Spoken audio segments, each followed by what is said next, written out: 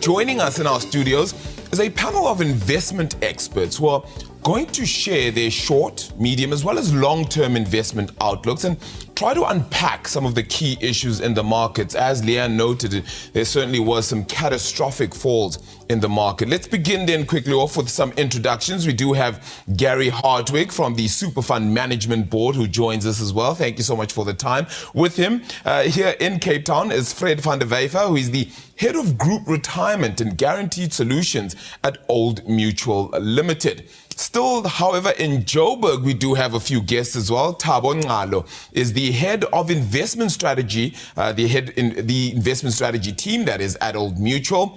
Also in Johannesburg, it's Thabisile Simelane, who is the investment consultant at Old Mutual Limited. Thank you to all of you then for joining us. Let's get straight into it, and perhaps we can start with the obvious question on everybody's mind. Perhaps kick this off with you then, Gary, as well. The impact of COVID-19 on the super funds investments, particularly, of course, 2020. Thank you very much, Aravile. Yeah, I mean, it's been quite a 12 months. You know, if we go back 12 months today, we were pretty much at the bottom of the JSE's market dip. We saw a huge market dip last year as people suddenly came to grip on us, and that impact wasn't just felt within the South African context, it was felt globally. And we really did experience a bit of a perfect storm, because we didn't just see equity markets falling, we also saw bond yields spiking, we saw property values crashing, we saw alternative assets taking strain, and so what are normally uncorrelated asset classes all fell at the same time. And what that meant was, even for a typical conservative investment portfolio, which would normally be your sort of safe haven during a period like that, even a conservative investment portfolio was down about 11% this time last year. A more aggressive market-linked investment portfolio was down perhaps 16, 17%. And that really did impact all of our members. And another, factor to really consider is that for members who during that stage, especially during Q2 of last year, had to cash out for some reason. For example, they retired, taking a portion of cash, they resigned, they were retrenched, which obviously happened to a lot of members. They were significantly impacted, because even those members perhaps in a life stage portfolio during the protection phase, they were impacted because conservative market portfolios fell. Even our smooth bonus investment portfolios experienced a 5% negative bonus. So if we look back a year ago this time, it was a tough situation. And no doubt the second quarter of last year from an investment perspective was an incredibly tumultuous period. But suddenly we look 12 months later, and you look at the JSE, you look at international stock markets, we're actually sitting at record highs. And if we go back, we say relative to the start of 2020, where are we now in a typical balanced portfolio? We're probably up somewhere between 15 and 20%. Sure. So if you'd been Rip van Winkle, or perhaps you'd be experiencing some severe Eskom load shedding, you didn't know what happened to the markets during 2020, you'd say, we're sitting in a fantastic position. We're 15, 20% up.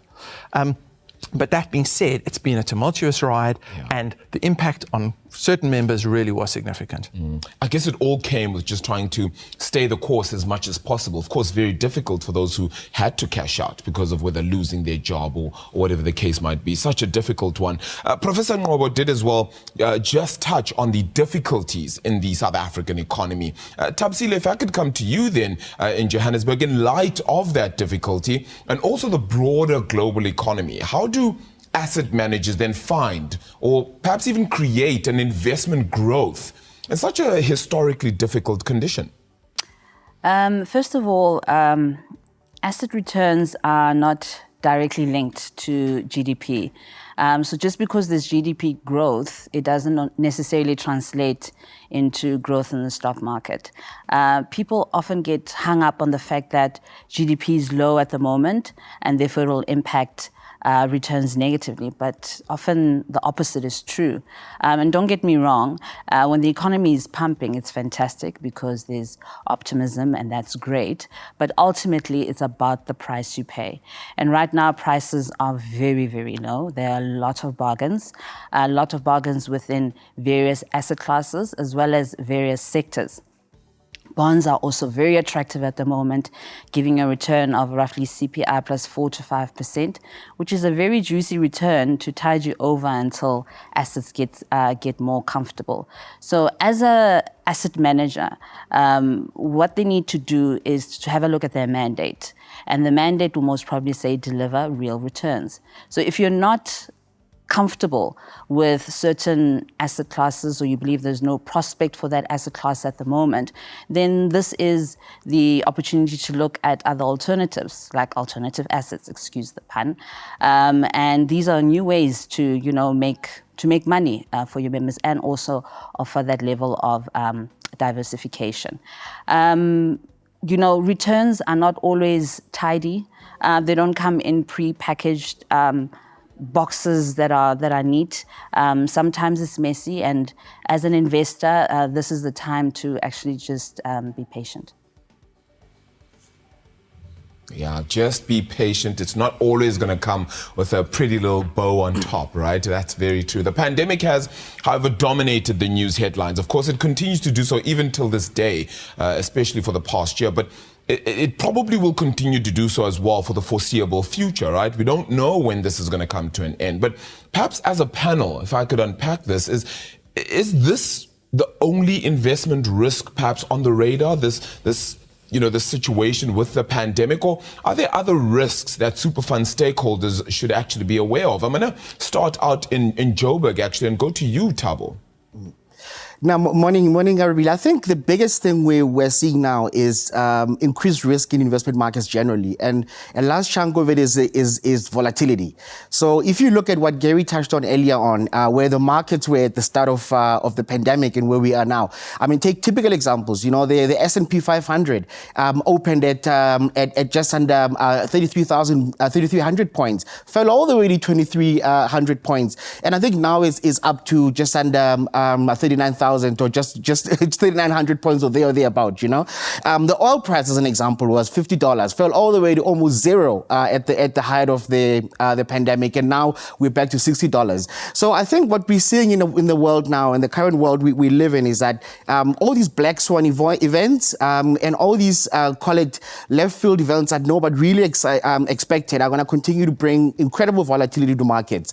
And I think how you manage your portfolio and how you manage your investment strategy is going to be really key in how you also protect yourself on downside, how you protect yourself on the type of volatility we're seeing. I mean, even if you bring it back home, if you look at the JSE at the end of February last year, it was 45,000 points, collapsed all the way to just under 34,000 points, and we are now at, as Gary also said, 60,000 points and above. So this kind of volatility is quite important from an investment risk perspective. You look at if you had left your job at the beginning of February, in the middle of the year, and now you'd be living with a totally different pension sort of payout. So I think that's the first one linked to sort of the kind of risk we are seeing. The second risk I'd like to highlight is, of course, climate change and climate risks and climate transitions. And I think that's almost linked to the first risk I mentioned around volatility. The more we see all these extraordinary climate change events, physical risks, more flooding, etc., the more we're going to end up with a lot more volatile markets, and the more we're going to end up with some sort of risks, I guess, on a physical side, and of course on the longer term transitional side, or as a result of climate change. So I think the world has changed, and I think we live in a world where now a risk is a lot broader than your simple standard deviation, and risk has a lot more, call it external factors that influence outcomes of your investment portfolio. Yeah, I mean, I just look at that JSE picture then, 34,000 points. We're headed closer towards 70,000 points, which we could even hit before the end of this first quarter still, right? So, yeah, things have certainly shifted along. Perhaps to you, Gary, and as well, and just talk about those risks still. Is it just COVID-19? Surely there's more. Yeah, I really want to touch on the point that Thabo has raised regarding climate risk, because I think it's one of those ones that's really hard to get your mind around. Michelle Wicker is a writer in the US, and she coined the term the grey rhino, which is a little bit of a cross between a black swan event, one of those totally unpredictable events, and the elephant in the room. Because it's a high impact, high probability event, but we just can't get our minds around it. But I think what COVID has done is it's given us a tangible example of just how quickly life can change, just how quickly everything can happen. And I think because of that experience that we've had with COVID, the world is starting to really engage with climate risk. It certainly helps that we've now got a president in the US who is supportive of that, rather than being a climate denialist. But what we're also seeing is within the investment market, and that's our job as SuperFund, as a board, to make sure that we're starting to not just, as we always have, look at responsible investing and sustainability, but really to say, how can we put members' money to work towards contributing and minimizing climate risk as best we can. So responsible investing is a key theme there. So climate risk isn't just the negative, it also introduces opportunities to 100%. Change how we do things. Yeah. Thabisile, also another issue, I mean, it's been spoken about across many conversations as well then, is regulation and policy, and how significant and important a risk that could be. Yeah, this has become quite topical, and especially if you think of changes to regulation or proposed changes to Regulation 28. But there's also a lot of uncertainty within local political and policy, and if you think of factions, brewing factions within the ruling party, etc. But I just also want to emphasize that these risks, you don't just switch them on and off. I think they're always there, just in variations. And if I could touch on one of the risks that Professor Qobo spent a lot of time on is the geopolitical tensions in terms of trade and currency. I think that is a risk that's going to, be with us for some time.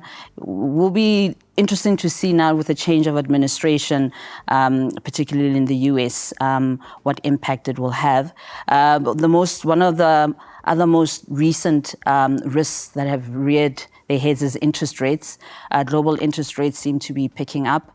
We saw bond yields spike quite a bit, and this will definitely have an impact on our local bond yields. So that's something to look out for as well. Yeah. Let's stay then with Thabo, perhaps also in Johannesburg. How do you then, Thabo, as an asset manager, balance the need to invest responsibly into South Africa's future, while also making sure then that members' money is actually earning appropriate returns? Yeah, I think that's a bit of a common question you get. I think there's a perception out there that for you to invest responsibly, you have to give up returns, and that's actually not true.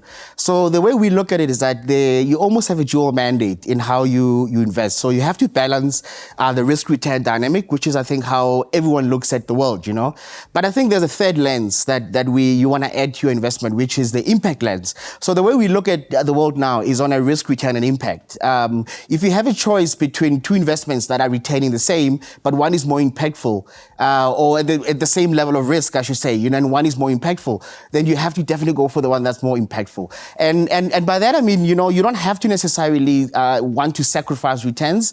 We have a very, obviously our key responsibility is to deliver investment returns to our pensioners and to our members. So what that means is that you cannot just direct a rand of their money at the cost of those returns just for social gains.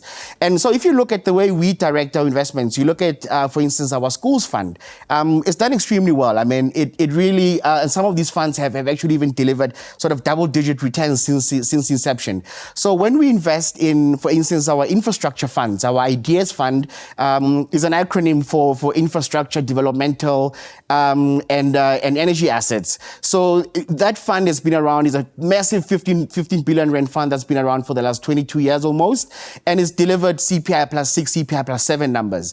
So you can still focus your returns on being impactful, and really get the double juice, I like to call it, the juice from what you squeeze from your investment, and I guess the social good you create out of it. So certainly the two aren't mutually exclusive. And I think COVID as well has really highlighted social responsibility for all of us. The way the world came together to take care of itself has realized that, and I think we've all come to realize that you can still deliver good returns and a good social outcomes at the same time. Yeah, so critical as well to just get that notion out. And I suppose a lot more education needs to be put out around it, knowing that you can actually do both. They're not mutually exclusive. Fred, let's start with you on this one. What opportunities perhaps lie within here? Yeah, I must be careful not to be insensitive of the hardship that people face because of the pandemic. But purely from an investment perspective, this is really an exciting time in the sense that we are seeing so many opportunities locally and internationally to really invest in the real economy, in impactful investments like Thabo has highlighted as well, but that offer significant growth. If you just take an example, the All Country World Index, there's an index that tracks a major basket of shares across the world. And then there's a specific subset of that, which is called the ESG index, which specifically highlights companies that have a more meaningful impact from an environmental, social, and governance perspective. And if you just compare the performance of those two baskets of shares, it is clear that the ESG index is outperforming, which tells me that it's not just us as Old Mutual here in South Africa that have been mindful and focusing on impact investments, but it's a trend around the world. And the fact that we have been leading that industry in South Africa in terms of alternative investments and socially responsible investments have really allowed us to be in the front seat to capitalize on that. And so that to me is a real green shoot, is that we are not just investing for the short term, but we're investing in long-term real economic growth and development. And then lastly, I would say that the opportunity to remain significantly invested in growth assets, despite the volatility and despite the downturn in the market, that to me is probably the most exciting over the medium to long-term outlook. Sounds like we've covered it almost, but we'll head off to Tabsile out in Johannesburg as well and get perhaps some opportunities and thoughts out from your end as well then. To touch on what Fred has said and what Thabo said as well, regarding infrastructure, I just want to say that there's a lot of angst about it, a lot of people that are very uncomfortable about it, but I actually think it's an indication of government's willingness to and capacity to partner with the private sector. And it's a step in the right direction, and it's a step towards investment, which I think is fantastic. And then for members, I say stay rooted in the long term, stick to the basics, unless your goal has changed, unless something has changed towards the goal that you're trying to achieve. Just stay where you are. Remember that doing nothing is also an action in itself. I find that members sometimes feel like they have to do something, but you don't have to do something. Sometimes doing nothing at all is also an action. So please try not to fidget. Yeah, don't fidget too much. It's not necessary all the time, right? Thabo, as well, some thoughts on your end, just with regards to those opportunities, some thoughts for I suppose, moving on from here. Yeah, thanks, Ariel. I think the biggest thing in the world right now is we almost, I like to think we almost live in a new world. So key new investment themes have popped up. So things like work from home or stay at home have become sort of our sector themes. So you look at companies like Zoom as an example that have popped up and are really successful now. Companies like Netflix, companies like DocuSign in the US. And even the way we do things at the moment in South Africa, you look at what's inside Naspers, the Superbalist and the and the take-a-lots. I think that the world has changed, and I think how you try to capture some of these new opportunities presents massive opportunities for us. And of course, bearing in mind that also within that volatility I spoke about earlier, lies quite a great chance for capturing these opportunities.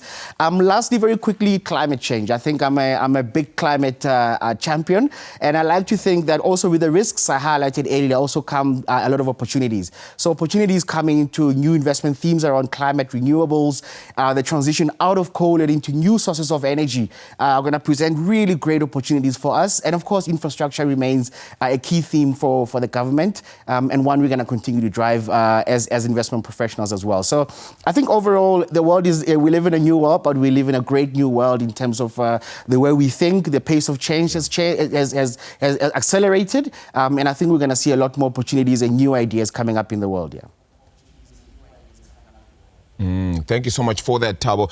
Gary, I'll just close off then perhaps with you, and we can start very quickly with talking about Regulation 28 and how that allows for infrastructure investment and the opportunity there. Perhaps even if we talk about the misconceptions they may be there, but also just to close off on opportunities you see sort of moving forward. Yeah, so very quickly on the Regulation 28 issue, I echo the messages my fellow panelists have given, that it's not an issue to fear. We really have seen government saying very clearly, here's the opportunity to increase infrastructure investment, which we know as SuperFund we've actually been doing very successfully over the past couple of years, as Thabo highlighted, or many years. But secondly, government has said it is the responsibility of the trustees to invest as they see appropriate for the nature of their liabilities. So they're not trying to step in.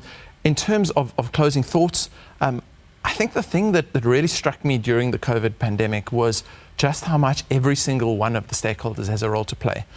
Members have a responsibility to just sit tight and stay invested through the investment cycle. You're probably bored of hearing it, but it's a long-term game. Members have got to sit through that. Employers and intermediaries have a key role in making sure that the defaults that they select and as well as the investment options that they make available to the employers are appropriate.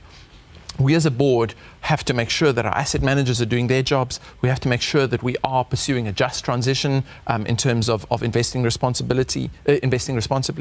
And we have to make sure that the overall investment framework and the communication, the tools we give to our employers and our members is appropriate. And I think if each one of us is doing our job and working towards an appropriate responsible investment framework, we really are moving towards a bigger pension for every member in a better world. Sure. All the necessary elements that we really do need. Thank you so much, though. Gary, Fred, Thabo, Thabisile, thank you so much for sharing your insights with us today. I think many lessons really learned throughout these conversations. And I suppose the investment climate always changes and always alters. But what you may have been doing right could still be right for some time.